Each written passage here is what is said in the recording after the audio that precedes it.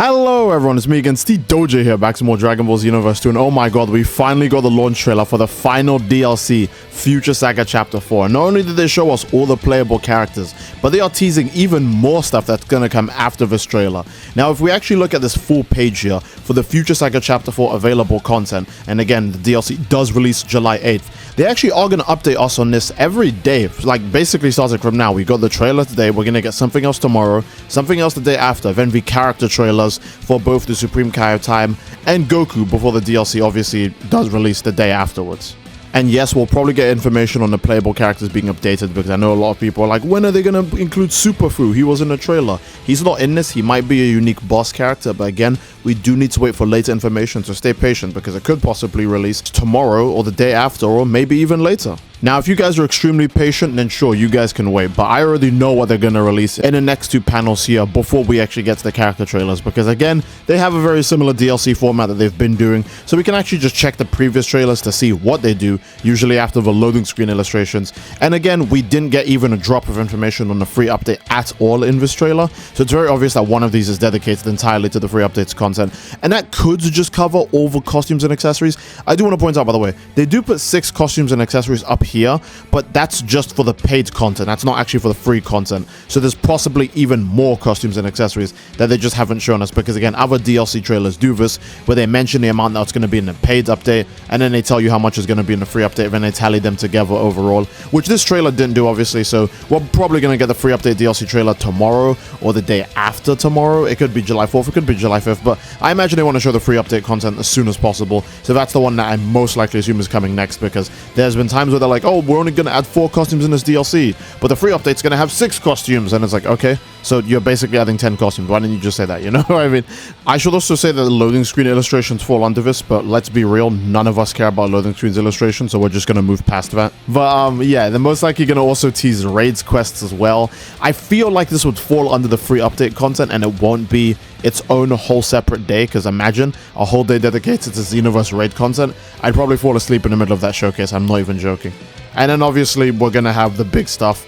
I feel like these will be done on 2 separate days, but I do want to keep on saying, but the free update stuff will get its own separate day, and then Festival of Universes, I bet some of you guys already forgot about that, that will most likely get its own day as well, because you guys need to remember that Festival of Universes does add its own separate free stuff to the game, whether it be aura accessories or customizable clothing or unique super souls or camaraderie skills for certain characters, etc, right? So Festival of Universes obviously gets own separate day. Maybe they'll even update the cross versus mode or do something else interesting. But when it comes to the free update, they do have to address the major elephants in the room. Another avatar level cap unlock, which would obviously be how we get from level 180 to the final level, which is ever level 199 or 200, whatever they want to call it. And then obviously the outfit related to avatars, the new transformation, because you could see at the very end of the trailer that they clearly tease that the custom character is also going to be able to access the ultra superhero transformation, and that's what I'm going to call it for now, because they still haven't given us the official name of this form, and super villain was the other one, and now what the good guys and what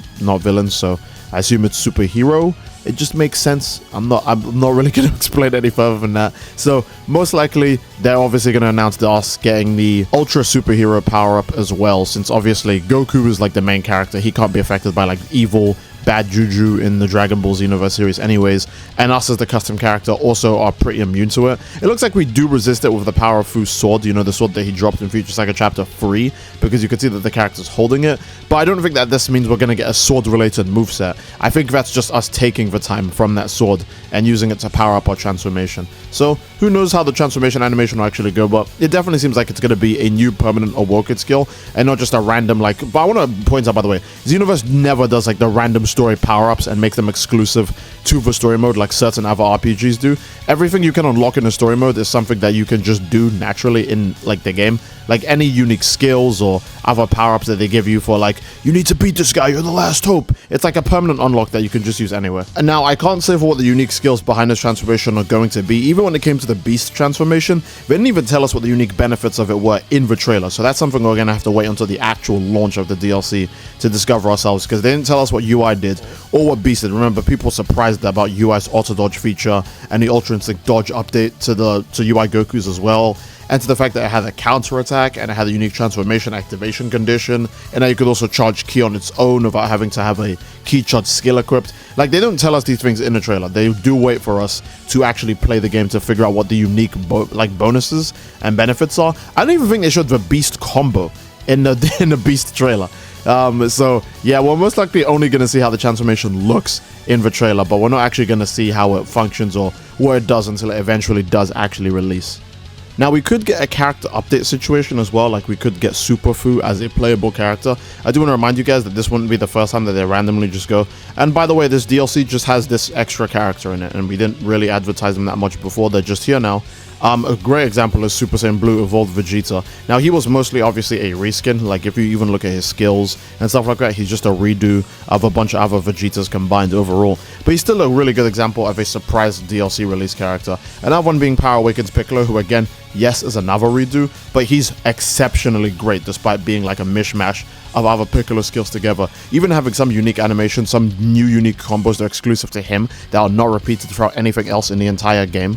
And the last example being obviously transforming DBZ Broly, because if you guys remember, he was not shown in any of the trailers. He literally, when the first time players ever saw him and ever found out he ever existed, was in the free update just before the DLC released. People looked into the files and saw, oh, there's Dragon Ball Z Broly in there. Maybe it's an update to the other Broly. And then they opened the file and they checked the character model and they were like, nope, that's just Broly. And he can go Super Saiyan and he has new moves and entirely unique combos. He's just a whole new character that they didn't advertise in any of the trailers. Now, he obviously did show up in the launch day trailer when the DLC officially released the next day, because that was the free update day where people found out the leaks about him. But it goes to show that there are times where they will literally hold off a character until the actual final second. So again, when it comes to playable characters, if you guys want to assume it's only 2, that's fine. But I do want to remind you that all the advertising for this DLC before was that we were only going to get 1 new playable character. So it's safe to say that Bandai's kind of keeping their secrets close to their chest. They're not trying to spill everything out right now. There's probably another playable character in this, and I imagine it would be Fu. And if it's not Fu, I'm sort of somewhat okay with that, because he is a boss character. Boss characters usually aren't playable. We still didn't have a real playable version of Demigra or half-corrupted Fusamasu or Final Form Mira. We can only use them somewhat in like training mode, and that's it. But I do want to say that it would be really sad if Fu wasn't playable, because I do want to remind you guys that this game has a canon sequel that we already know about coming out, and that story is massively different, obviously because of the events of this story.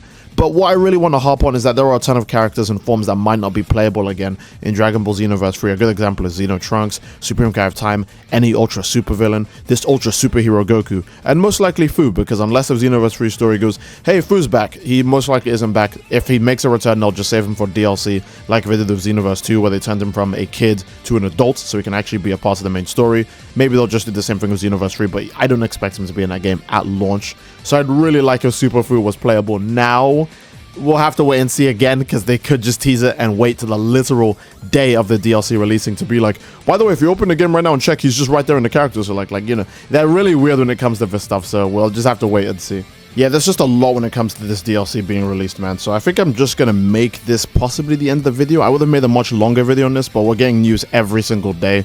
So obviously we should just kind of wait till tomorrow. But I wanted to get my thoughts out on some of the things that we can easily expect. A good example is, again, free updates, Festival of Universes, raid quests are actually not telling us the true amount of Super Souls, costumes, loading screens, etc. that we're going to get. They didn't say anything about the transformation. We know for a fact we're going to get that. They didn't even mention any of the character skills, because it looks like we're not even going to see all the playable characters or the skills either until we obviously see more and more. Just like with previous trailers of the past, obviously they're not going to show everything right now. Even though it's a launch trailer, they're not going to show anything. That is quite an interesting move, but again, they're trying to market this very strong, because the next thing after this is just Dragon Ball Xenoverse 3. So without further ado, I do think that's a solid place to end the video, guys. If you enjoyed the video, then obviously again, please leave a like on the video. Don't forget to subscribe, as it greatly supports the channel, and leave a comment down below as to what you'd like to see next, fellas. I do love you all. I hope you all enjoyed, and I'll see you all next time. Take care and peace. Bye bye.